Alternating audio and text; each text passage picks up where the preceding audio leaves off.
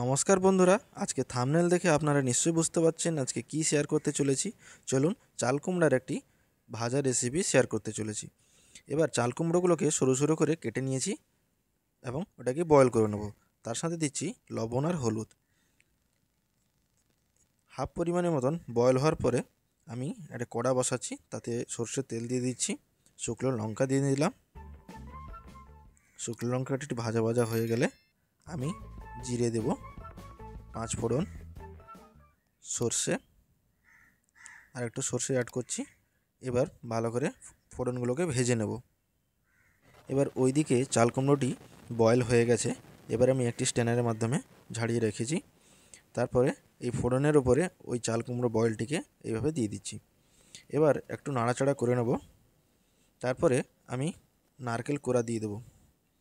এটা আপনারা কম বেশি অ্যাড করতেই পারেন। এবার ভালো করে ভেজে নেব।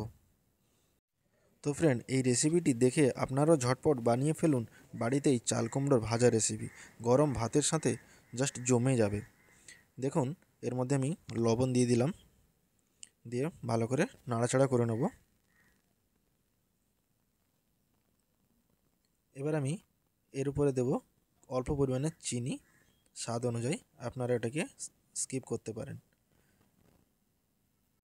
দেখুন, চাল কুমড়োটি ভাজা ভাজা হয়ে এসছে। এবার আমি একটি বলের মধ্যে তুলে নেব।